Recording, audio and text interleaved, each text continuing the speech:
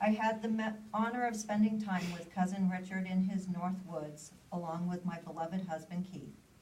Main Street, Lancaster, New Hampshire looks like the kind of place Disney paid others millions to recreate.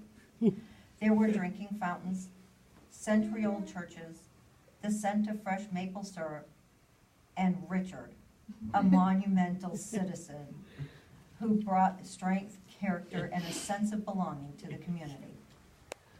Richard was a teacher and a storyteller. He taught me about our ancestors, their way of life, hardships, and the faith which has passed through generations. He showed me where they went to school and church, where they lived and worked. I enjoyed listening to Richard, and it was a good thing I did, as it could be challenging to get a word in edgewise. Richard shared memories from his childhood, the foundation of his strength, and the elders who helped define the person he had become. He was an incredible father by every definition. He was a family man. We attended church where Richard was a benevolent Eucharistic minister, and the scripture selection he read to the congregation was soulful. Afterwards, Richard escorted us to the historic mechanic-covered bridge. We could see why he was so proud of its history. We had longed to see the Doopy Country Store where Richard worked, and also where Grandpa used to buy penny candies.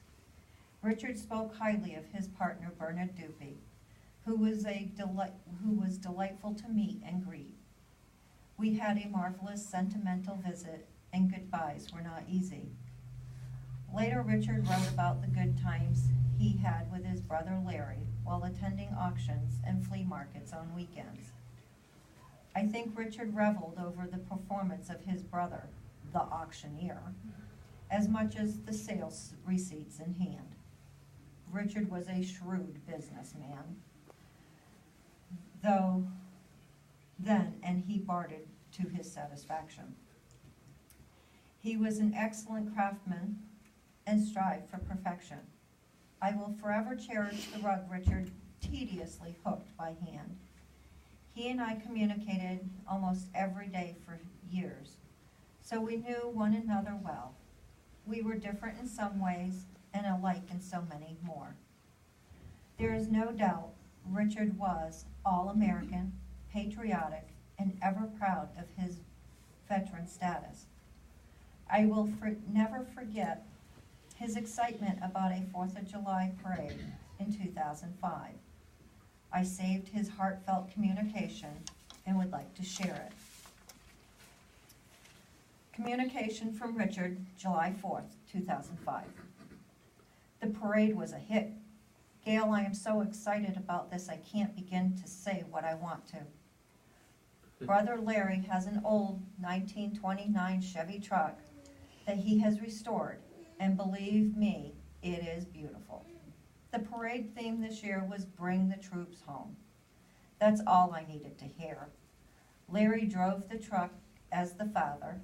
Our sister Patsy was the mother, dressed for the occasion, in an old lady suit and a hat that fit the times, her husband in an army uniform, and me wearing my army fatigues and a Vietnam hat that said Vietnam veteran on the brim.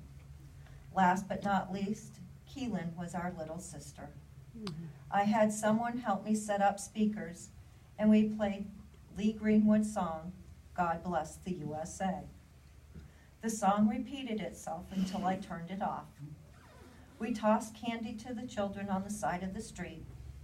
Everyone just roared when they saw our rig.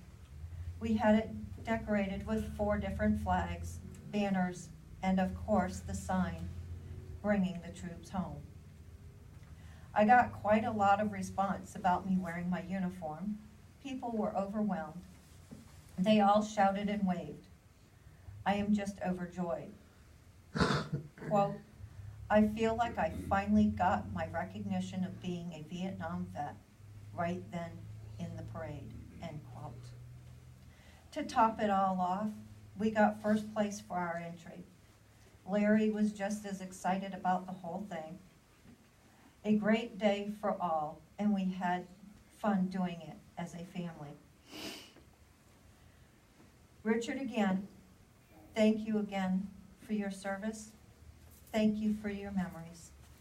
We cannot possibly know what God's plan is for us or how long we have here on earth. Challenges cannot be foreseen. They will test us along the way. We can live our lives with purpose, love, and joy to make a difference and have a lasting impact on others. This is how Richard Powell lived his legacy. Richard, until we meet again, you will be sorely missed and forever close in heart. Rest peacefully. I love you, Gail, and Keith too. And after reading this, I just felt that this next song was very appropriate to play.